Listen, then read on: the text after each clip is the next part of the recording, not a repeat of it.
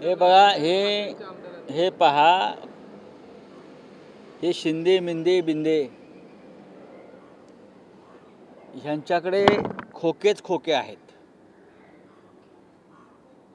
त्याच्यामुळे ते सतत या कोर्टबाजीमध्ये सर्व स्तरावर याचा वापर करत असतील. मी कालही म्हणालो, दुसऱ्यांचे पक्ष कशाला चोरता? हिम्मत असेल तर स्वतःचा पक्ष काढा, स्वतःचा पक्ष काढा आणि चालवा. आणि आज जे तुम्ही 40 लोक आमचे जे घेतलेले आहेत ना, तो 40चा काय 4 लोक निवडून आणा स्वतःचा पक्ष काढून. हे दिल्लीतल्या लोकांच्या मदतीनं पक्ष ताब्यात घ्यायचे, पक्ष चोरायचे, चोऱ्यामाऱ्या करायच्या, पाकिटमारी करायची राजकारणामध्ये. हां, हे कसलं राजकारण? ही नामर्दानगी आहे. बाळासाहेब ठाकरेंची शिवसेना, त्या पक्षाच्या तिकिटावर निवडून आलेले आमदार तुम्ही अशा प्रकारे पैशाच्या दहशतीच्या बळावर असे पळवायचे, चोरायचे आणि परत कोर्टबाजी करायची. ही तुम्हालाच लगलाप ठरव. आम्ही लढत राहू. आज त्याच विषयावर सत्य काय आहे यामागचं, हे दरोडे कसे टाकण्यात आले, यावर आज महापत्रकार परिषद, सत्य ऐका आणि विचार करा, ही आमची भूमिका आहे. अशा प्रकारची पत्रकार परिषद, खुली पत्रकार परिषद घेण्याची हिंमत समोरच्याने दाखवावी, राहुल नार्वेकरांनी दाखवावी, महाराष्ट्राच्या मुख्यमंत्र्यांनी दाखवावी, जनतेसमोर जाण्याची. तुमचे नेते प्रधानमंत्री मोदी गेल्या 10 वर्षात एक पत्रकार परिषद घेऊ शकले नाहीत, जनतेच्या प्रश्नांना उत्तरं देऊ शकले नाहीत. पण आज आम्ही वरळी डोम या भव्य सभागृहात 4 वाजता माननीय उद्धव ठाकरे साहेब आणि त्यांच्याबरोबर इतर काही कायदेशीर क्षेत्रातले प्रमुख लोक दिल्लीतून येत आहेत.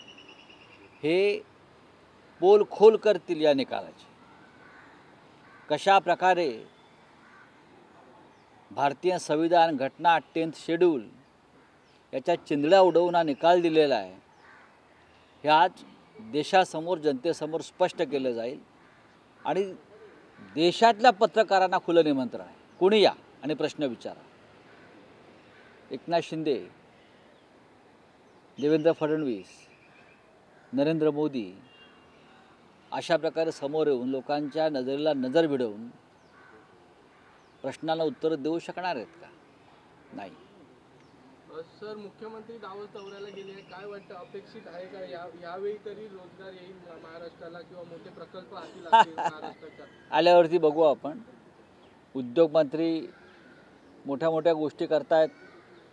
50-55 जणांचा ताफा घेऊन गेल्यात सरकारी पैशानं, बरं का. कोणाची गरज आहे, कोणाची गरज नाही, पण एक पिकनिक सहल काढलेली आहे परदेशात सरकारी पैशानं. PA, OSD, आजी माजी खासदार, तिजोरीची लूट आहे, तिजोरीची लूट आहे. तिथे गौतम अडाणी भेटणार आहेत.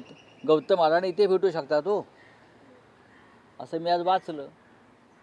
पण डावोसला ज्या प्रकारे हा इतका मोठा लवाजमा घेऊन राज्याचे मुख्यमंत्री गेले आहेत, जा. पण मुंबईतून जो रोजगार मुंबईतून गुजरातला गेलाय तो आधी इथे घेऊन या, मग डावोसवरून आणा. मुंबईतून, महाराष्ट्रातून जो रोजगार, जे उद्योग, जे इंटरनॅशनल फायनान्स सेंटर, बरं का, जे डायमंड मार्केट, वेदांत, फॉक्सकॉन, असे अनेक प्रकल्प जे मुंबईतून गुजरातला गेले, त्यासाठी आधी गुजरातला जा आणि मग डावोसला जा. आधी गुजरातला जा, गुजरातवरून ते प्रकल्प परत महाराष्ट्रात आणा, गुंतवणूक, आणि मग डावोसला जा. आम्ही तुमचा खर्च करू डावोसला जाण्याचा. तुमचा जो लवाजमा आहे ना, त्याचा खर्च जनता वर्गणीतून आम्ही करू. पण आधी गुजरातला जे आमचा उद्योग नेलेला आहे पळवून, तो आणा. आज एक पत्रकार परिषद आयोजित की गई है वर्ली में, उसको लेके बीजेपी कहती है कि ये बालिश पत्रकार परिषद है. क्या है? आज एक पत्रकार, क्या बोला वो लोग? बालिश पत्रकार, बालिश? हाँ, उद्धव ठाकरे का ये बालिशपना है जो पत्रकार परिषद आयोजित। नरेंद्र मोदी जी को बोलो एक पत्रकार परिषद लेने की हिम्मत दिखाइए।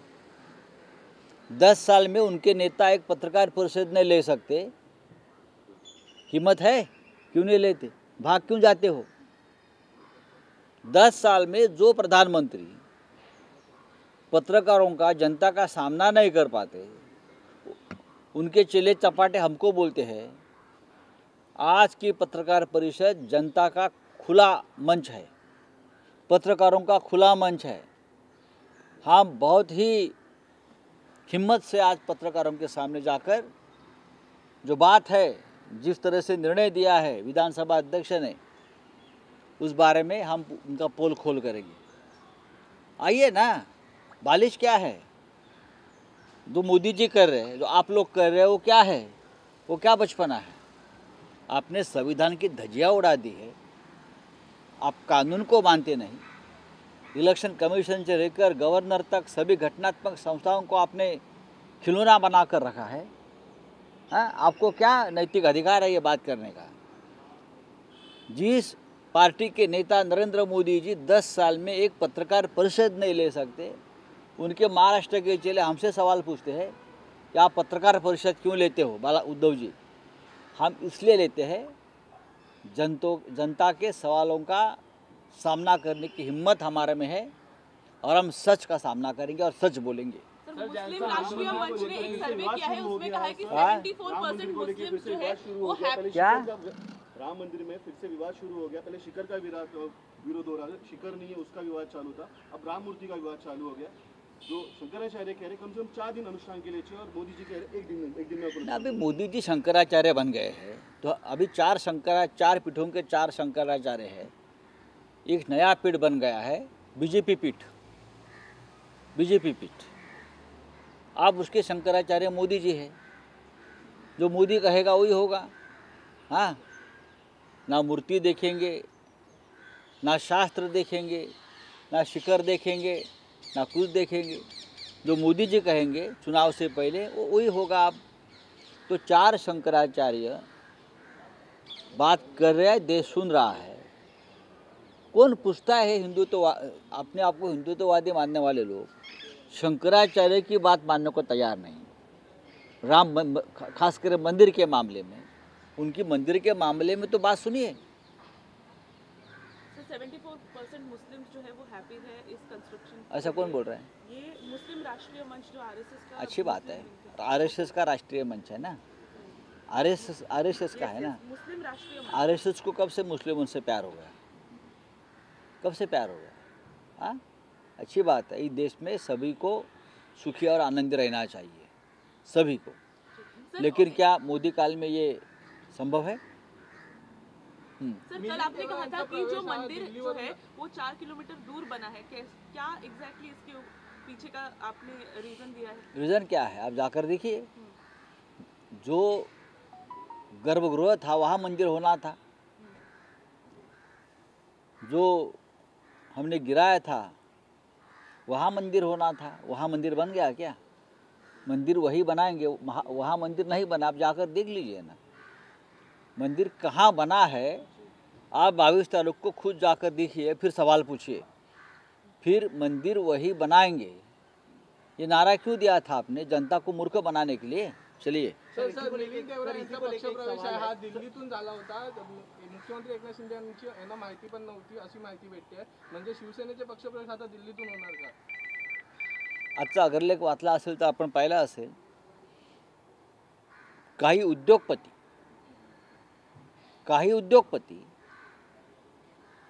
आणि दिल्लीतले भाजपचे लोक, जे प्रमुख लोक आहेत, ते मुंबईचं राजकारण आपल्या ताब्यात घेऊ इच्छित आहेत पैशाच्या ताकदीनं, आणि त्यासाठी त्यांना काही लोक हाताशी पाहिजे आहेत. मला वाटतं त्याचीच ही पावलं आहेत. आपण जी माहिती देत आहे ती माझ्याही कानावर आली आहे की एकनाथ शिंदे यांना सांगण्यात आलं की मिलिंद देवरा यांचा पक्षप्रवेश करून घ्या. इतकंच नाही तर त्यांना राज्यसेवेवर सुद्धा पाठवा. मग त्या गटामध्ये जे जुने काही लोक गेलेत असं म्हणतात आमचा पक्ष, त्यांचं काय होणार? जर बाहेरून आलेले लोक अशा प्रकारे तुमच्या पक्षात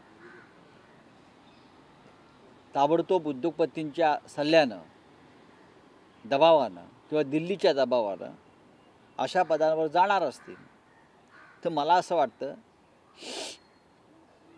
या गटाचं भविष्य काही खरं नाही. चला, थँक्यू. आपने एक बयान दिया था कि राम मंदिर वहाँ नहीं बनाया गया, इसको लेके आज सुबह जो देवेंद्र फडणवीस है उप मुख्यमंत्री, उन्होंने दिया कि उद्धव ठाकरे और संजय राउत लगातार हिंदुओं का अपमान कर रहे हैं और ये मैं मूर्खों को जवाब नहीं देता, ऐसा उन्होंने आपको. मूर्ख कौन है? देश देख रहा है. एक मुख्यमंत्री आधा उप मुख्यमंत्री बन गया. एक महाराष्ट्र का मुख्यमंत्री था जो पहले उप मुख्यमंत्री बन गया और फिर आधा उप मुख्यमंत्री हो गया, उसका बना दिया, उसका काट दिया उसको. हाँ, वो क्या बात करेगा? मंदिर के बारे में ये लोगों ने बात नहीं करनी चाहिए. शंकराचार्य की बात सुन लीजिए. हम शंकराचार्य की बात मान रहे हैं इसलिए मूर्ख है. शंकराचार्य ने जो शास्त्र का आधार दिया है मंदिर के बारे में, हाँ, हम वो बात मान रहे हैं, सुन रहे हैं, फॉलो कर रहे हैं, तो आप मूर्ख है. तो आप बनिए शंकराचार्य मिस्टर फडणवीस. चलिए, थँक्यू.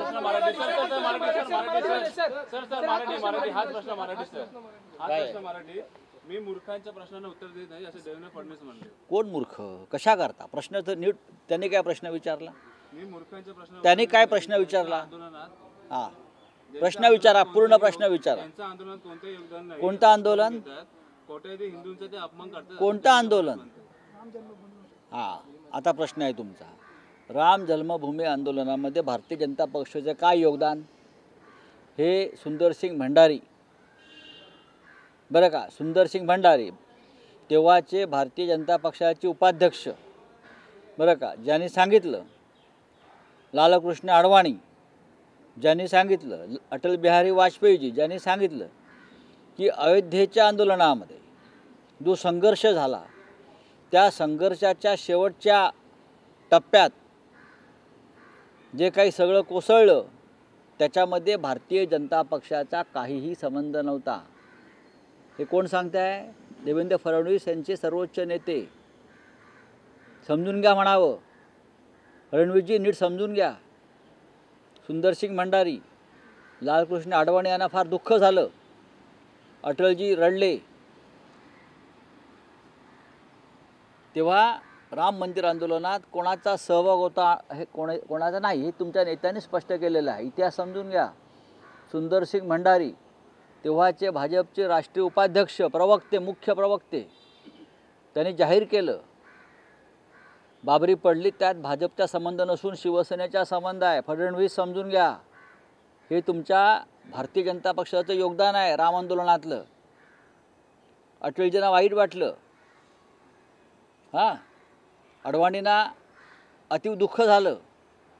मिस्टर फडणवीस, आपण तेव्हा लहान होतात.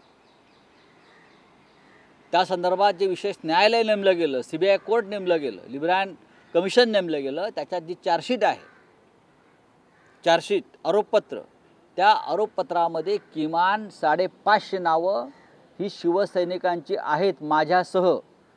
फडणवीस, आपण आहात का त्यात? आपण आहात का? उचलली जीभ लावली टाळ्याला. उगाच मूर्खपणा करू नका.